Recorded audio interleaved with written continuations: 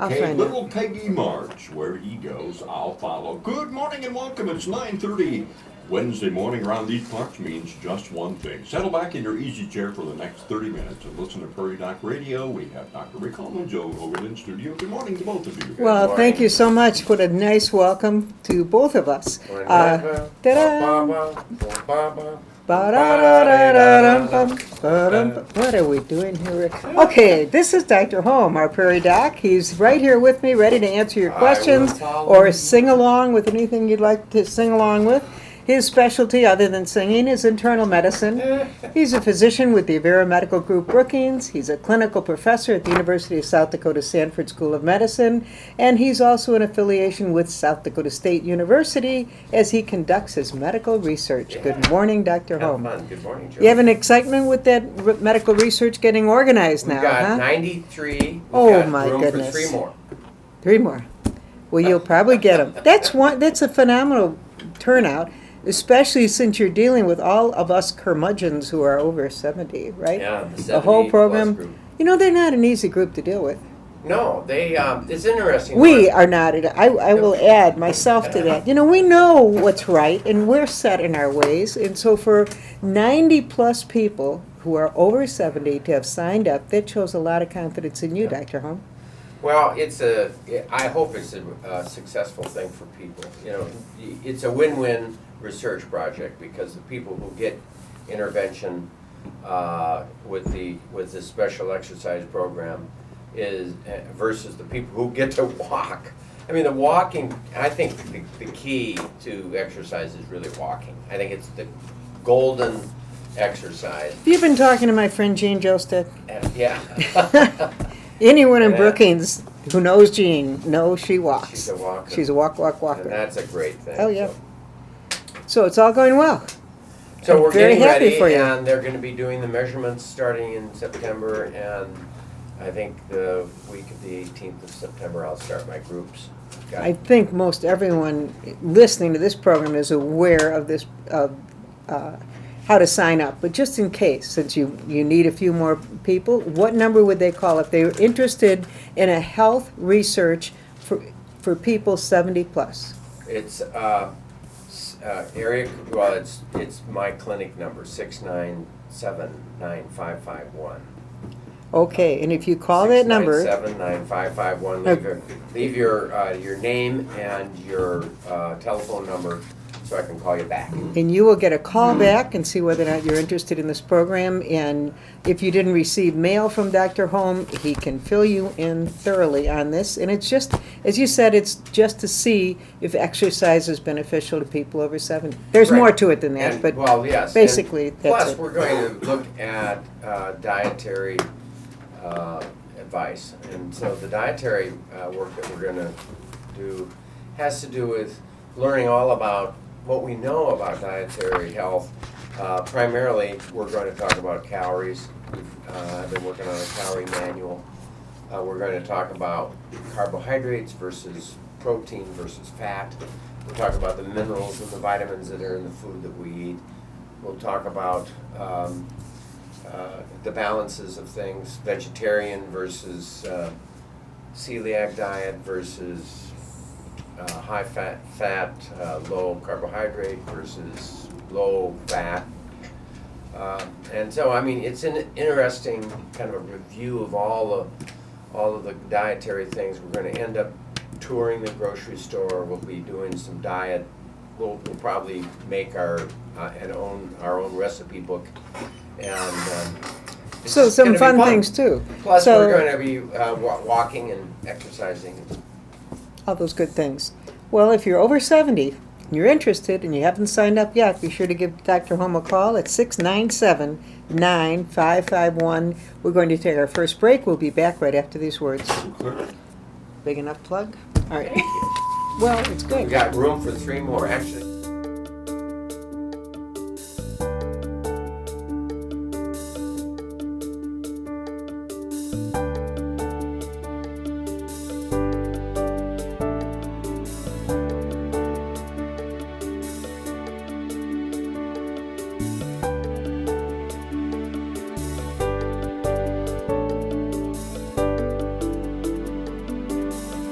Okay, you want to talk about cancer treatments? That's your Yes. program tomorrow? Yeah. Okay. You know I have my surgery tomorrow?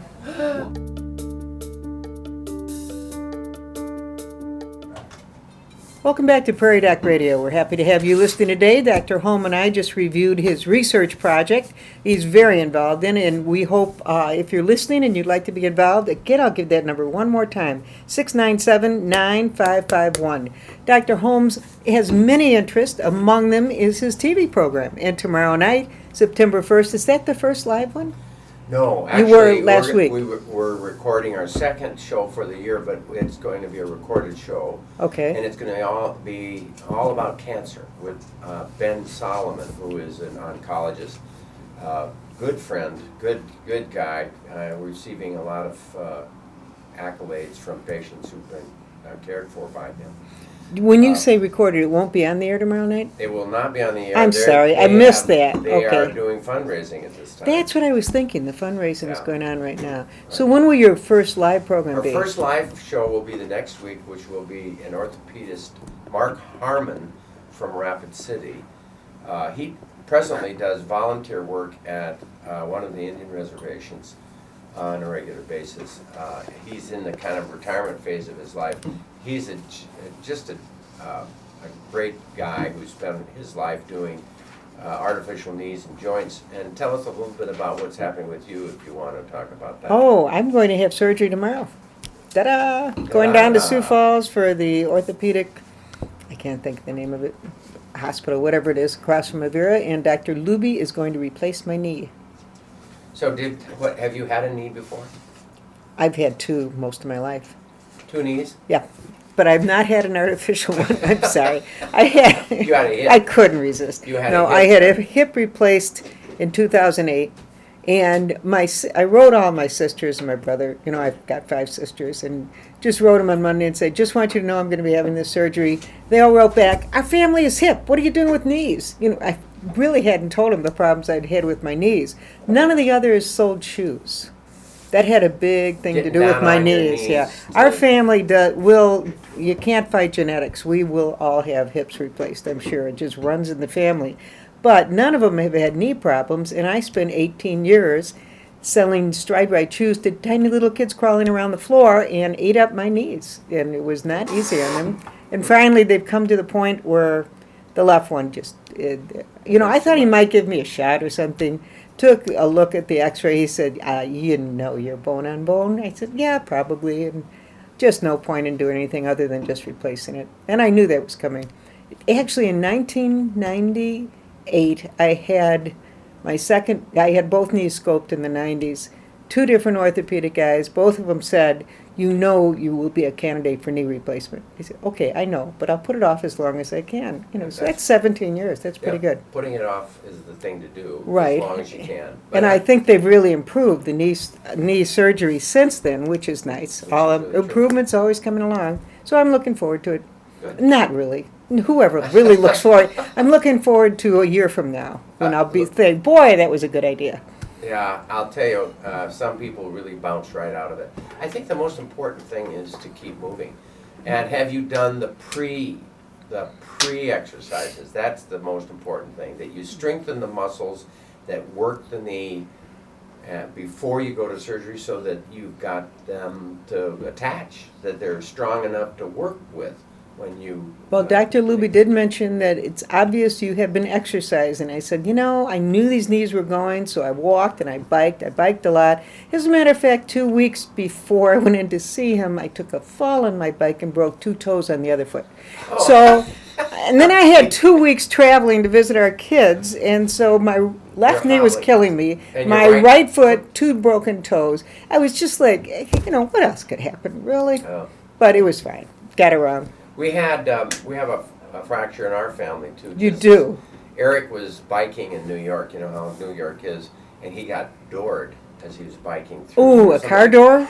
Opens the car door, Oh. and actually they opened him right Oh. into him, and it pushed him out into the lane where he bounced against the truck. Oh my And the goodness. truck threw him down to the ground. He cracked 3 ribs, and he broke his 5th metacarpal bone, Now, That would be finger, not toe. Which is the fifth finger, but it isn't the finger, it's the base of the finger. Oh, It's that my. bone in the hand. When did this happen? Oh, probably 7 weeks ago. The poor guy. How's he Yeah. doing? Well, he was out of his cast a week ago. Okay. And he has a knuckle, and it doesn't hurt, and it isn't bent. So I think we're out of the woods. Oh, and he's a young man, but still going through something like that. That's just. I'll tell you what, it's debilitating, and you It can't is. play the guitar very well with your And he likes to play the guitar. Well, he's home for a month. He took a respite from New York for a month at the lake. He's doing a lot of work by the computer and phone and so on and so forth, and planning for. Oh, come on. He wanted Mommy to take care of him. Yeah. Come on. That was his main reason for coming home. A little boy, he Yeah, needs his it's mother. so Right. nice. I heard, and Mom cares. Right. So it's been a good time, and we have enjoyed him, and it's been fun. Oh, that's good. So we've. I'm sure you've taken good care of him. It's just a pity it has to be like that. Well, Well, I'm sorry to hear There's that. been a lot of singing. I'll bet there has. So much fun. Well, we're going back to your TV program. You are going to record information on cancer tomorrow. night with Ben Solomon. Let's talk about cancer. Why because don't I think that's an important issue. Maybe we should take a break before that. Let's do that. All right, and we'll be back right after these words. Clear.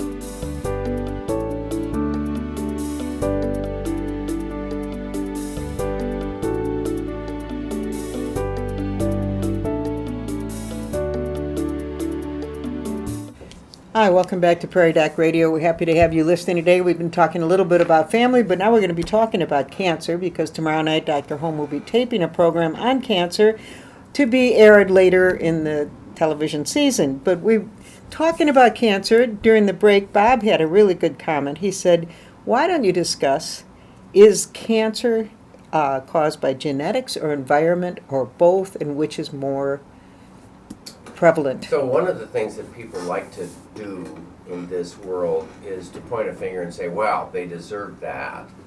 I mean, they lived that lifetime. That's a classic story of people who smoke well. You knew It's their fault. It's your fault that Yeah. you had cancer. And the answer I have with that is that, a large number of people who have lung cancer, for example, never smoked. That it is a happenstance that is nobody to blame. Of course, you can, I do believe that it's a reasonably good idea to make every effort to live a good lifestyle and do as To well as you avoid can. the risk factors. Right, And of but- course, smoking is a major risk factor, but it's not the only It cause. certainly isn't. Is it the environment that we live in, or is it the genetics that we are given, or is it the years that pile up? And it's a combination of all those things. If you look at skin cancer, is an obvious one that you can see, and some people are blonde, blue-eyed, pale as a ghost. Sun comes out and they burn. Their radiation exposure to them is hard on them. Some people are dark complected, and the sun comes out and it doesn't destroy their skin as much as it does destroy the skin of a light complected person. And that's kind of like the rest of it. The people who are heavy smokers might have blonde, blue-eyed lungs. You know what I mean? They may have a susceptible environment in their lungs, and that would put them at risk for cancer there. Some may not have risk factors there, and it has everything to do with the environment that we have but it has to do with the genetics too. So it's a combination, no question. And let's look at the environment, things that we can do something about. I think trying to avoid smoke is a good idea, and trying to avoid too much sun is a good idea, and eating a reasonably balanced, fibrous diet is a good idea. But no matter how you do it, there's, and eating enough soy is not going to prevent breast cancer in a woman. Eating enough fiber is not going to prevent your colon cancer. There's some things that we should do on a reasonable basis to check to see if you can catch things early.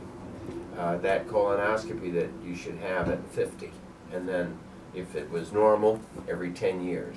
Or if it wasn't abnormal, or if it wasn't normal and there were polyps or there were some findings, then according to what they find, 5 years or 3 years or 1 year, depending upon what they find. If you're a woman, you get those mammography tests starting at least at 50. There's some argument about doing it earlier, but certainly start at 50. And then if there's something that happens, you see blood in your urine, you see blood in your stool, you see a change in a symptom, then get on in, get it checked. Have somebody check all those little moles on your back. You can't see them. Don't put your head in the sand. Is that it? Use common sense. Catch it early if you can, right. For goodness sake. And then no matter how you do it, you may not catch it early. Pancreatic cancer will take you, whether you just can't catch it early, in most cases. Or brain cancers, you can't always catch those early. So it's just we got to be happy about the fact that we are alive, and we should not be in a panic about worry about something that could happen when you blink your eyes twice, because the fact is, no matter how you do it, we're going to be gone. We're going to die one day. And so what do we have? We have today. Enjoy today, take some precautions, savor your moments, love your friends, laugh on a regular basis, and if you're faced with the big C, you're faced with it. Yeah. What are some of the common misconceptions that people have about cancer treatments? They've changed over the years. What are people fearful of? Well, I had a patient who had a breast lump, and she had a family member that had breast cancer, and had died a fairly miserable end after about 7 years, and had received a fair amount of radiation and chemotherapy and so forth. So the patient decided that she would not have any therapy. Well, she didn't go to standard therapy. She decided to believe somebody who gave her bullcrap, and she ended up paying a lot of money for some guy who had said that he was a doctor because he got his degree on online and had a machine that was able to discern what herbal things she needed to prevent the cancer. Isn't that wonderful? So she died in a year. And it was just about as miserable of a death as the 7-year life. And I looked at that and I thought there was no way I could talk her into, either having it removed surgically or having any type of standard therapy. Standard therapy is, we are scrambling as hard as we can every day to develop a better way. And when that didn't work as well, let's try this method. That didn't work, but there were some clues that this helped. And it's remarkable, the cancer therapies that we have now that are just very, very effective. Mike McHale, an oncologist, I told him that story about the woman, and he said, if she would have just come to me, I can bring a person to live a full life with breast cancer sometimes. If you get the right drug, and I know of some drugs, and this works and that works. The point is there are drugs that make a difference now in certain kinds of cancer. But again, it's a bit of a crapshoot. No matter what you do, some cancers just spread no matter what you do. And some, you hit them with the drug, and they lay quiet for 20 years, you know what I mean? It's a can crapshoot. be, right. But they're really are great success stories now. You They're know, wonderful 30 or success 40 stories. years ago, you heard the word cancer and you heard a death notice. Now you hear it, you panic a little, but you realize there's a lot of good care out there. So, a great story. A friend of ours, and you know her, but I won't say names, Okay. was in the parade, the Hobo Day parade, on a float. And I'm standing out there with our kids getting candy, and my wife and I are standing there, and I'm seeing her, and she is as pale as anybody is. I mean, she was white as a sheet. And I thought, okay, she had Something's too much- wrong. Too much pre-Hobo Day beer last night or something, you know what I mean? She just didn't look good. And the next day I'm making rounds at the hospital, and her doctor, Dr. Shasky, had admitted her, and he was waiting to get a bone marrow test done by the hematologist that comes in 2 or 3 days. And I walked in and said hello to her because I was a friend and her husband was there, and I said, but I do bone marrow tests. Shasky might not know this, you know. And so I called Shasky up and he said, sure, if you can do it, do it. So I did it, and there was leukemia, acute, myelogenous, death knell leukemia, not many years earlier. And so we made the diagnosis in a day. She was at the Mayo Clinic the next day. She had a bone marrow transplant. It was on the cutting edge of new bone marrow transplants. And we just got a Christmas card from him this last Christmas. This was in the 80s. That had to be in the 80s, and she's been fine. Yeah. Isn't that amazing? And it wasn't like 5 years earlier, I was a resident, you know, or maybe 10 years earlier, that I was a resident at Grady Hospital, and the lady had acute myelogenous leukemia. And of course, this is the cutting edge place.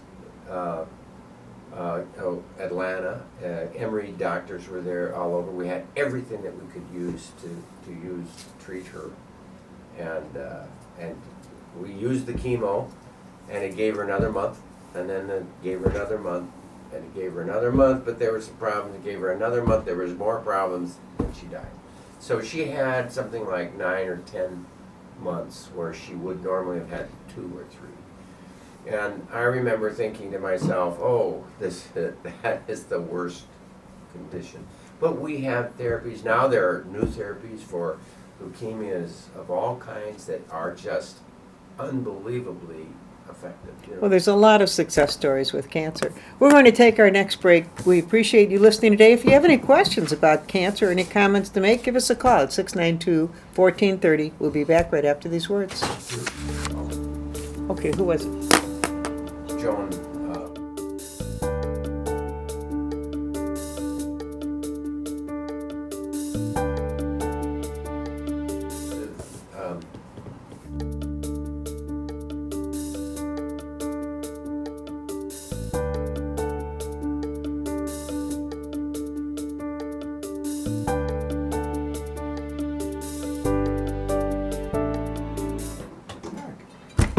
Welcome back to Prairie Doc Radio. I almost said homespun medicine. You almost Isn't did, but you it? didn't. Wow, living in You the didn't past. say I that, didn't yeah. say it. I thought about it. No, we are Prairie Doc Radio. Glad to have you listening. Well, I'll try to stay awake through the rest of the program. I'm sorry, just a little daydreaming there, I So think. you were off to New York this last week? Or? Oh, we had a good time. We were in, actually, we saw all the kids because we started 2 weeks ago in Minneapolis at a Twins game with our daughter Erin, who's from Aberdeen. All the Faubourgs were there, so the whole Faubourg clan was there. We went to a Twins game, left the car with our daughter in Minneapolis, and flew to New York. Had 5 days in New York, took the train to Boston, 5 days in Boston, came back to Minneapolis, and the next day we went to the Minnesota State Fair Oh, so with you our were- family from Minneapolis. So we actually saw all 15 grandchildren in 2 weeks. And now we're home. And now you're home. Yeah, got it all in. Breathing, catching your breath. Catching our breath, getting organized. It was really fun. One of the highlights was our son got his matinee tickets, take 2 little girls to The Lion King. I'd never seen it. It's 20 years old. Addie knew one of the producers, and so when the play was over, they said, just sit in your seat, and everyone left. And the stage manager came out and took us on a tour backstage. All the costumes. All those costumes, it was just amazing to see. Wow. It was a phenomenal program. Have you ever seen The Lion Yes, King? I saw it in New York. Isn't it just a great production? It was The a- music just Oh, was it? overwhelms you. Great It was production. phenomenal production. And you go backstage, and the actors are there in sweats, and they, oh, how you doing? Come by, and they're just nice. Took pictures with our grandkids. It was just darling. So that was a real highlight. Yeah. Really enjoyed it. Isn't it amazing? Who would have thunk when it first came out that it was going to be successful? It I started know. in Minneapolis. I know that 20 years ago in in the Minneapolis, and children's theater. I people think. weren't sure what they thought of it, but boy, it sure It took just off. Took off. And Just it's amazing. still hanging in there. It is. It's really a strong So, production. I think that, and I'll tie that to medical issues. I really do think that that we need to do the things that we want to do in our lifetime, and do those things, and take advantage of the opportunities that we have in this world, and jump out of the routine that we have every day. Now, it's not to say that the joy isn't in the routine too, but you also need to take opportunities to do that. I hear Bob advertising what is the name of that fair in Sioux Falls, or in Minneapolis, where they wear The Renaissance Fair? Renaissance. Renaissance Fair. So you've been to that before, Bob? I have not, no. I have. Have you? No, I've You never haven't. been to the Renaissance. I'm a knave because I haven't gone. A But knave, is that what they I call you? believe, yeah. So, we should. It's something, if you haven't done it, do it. My husband did not like it because he hates that, is it jousting, where they come at each other on horses? He said, that's horrible. He was really upset by that. He can watch a football game where they're beating the daylights out of each other, but jousting, I didn't get it. He found everything about it offensive, and I really enjoyed it. They're roaming around, the weather's nice, and eating the turkey legs, and just, yeah, I thought it was kind of fun. Eating the turkey legs, that's what they all say. Oh, I've been to the Renaissance where you I eat ate a turkey leg. turkey legs. Yeah. So- Well, it's an enjoyable afternoon, unless you hate jousting. I guess that's a drawback. Well, I actually, those people who joust on the horses, it's another reason to have really well-trained horse people, and horses. You know that. And that's a really good thing, because we're losing that, because all of the reasons to train horses and so on and so forth went away when we got the tractor. It's changed people. And the car. Yes, Bob, you're going to talk about it. no, my grandfather thought tractors were a passing fad. He wouldn't buy one. He continued to farm with horses and lost his farm basically back in the Depression, but he kept the horses. And I can remember as a kid going out there. They were Morgans and they were huge. Oh, Throw me up on the back of this old horse, Fly and Blue were their names, and we'd walk around the corral, and he made sure, he said, they worked for me their whole lives, now they get to take it easy. And they were having a hard time making a go of it, but he always made sure that his horses had oats, and they died of old age in their 20s. a passing fancy. Yep. The tractor. That's true, yeah. But Ed's grandfather had a very large dairy farm in what is now central St. Louis. But when Pasteur came in, now his grandfather was Fehrenbach, and he was 100% German. Those French don't know what they're doing. He did not believe in pasteurization because Pasteur was French. French, yeah. So he sold the damn dairy farm. What? It just got out of the dairy business. That was it. Oh, man. Oh, That's these interesting. grandfathers were pretty tough characters, weren't they? Well, and you talk about the Dr. Hyde from Brookings. Yes. Who lived in a house 1.5 blocks from our house. We're almost done. Had a horse and a carriage, and would go to the farmhouses and deliver babies on the kitchen table. Right. And I mean, their horse, he could get up in the middle of the night and walk in, and the horse would put put on his own gear Just and set it up and take Ready off to go. by himself. I mean, practically, not really, but so what a joy to have you guys here, and what a wonderful day to savor a beautiful August. My son calls this tomato Christmas. Tomato, I love that because I do love tomatoes. And the tomatoes are in abundance right now. Help Hey, yes. Help yourselves. There are some samples down at the reception area. Please feel free to take some, because whatever's left, we're going to send out here and throw at cars on 22nd Avenue. Best we take them. Okay, well, we do hope all of you have enjoyed our Prairie Doc Radio program. We'll listen again for Prairie Doc, brought to you by the Avera Medical Group Brookings. As always, you can hear and see more from Dr. Holm online at prairiedoc.org. Thanks for joining us today. Thank you, Dr. Holm. Thank you, Joan. Thank you, Bob. And stay healthy out there.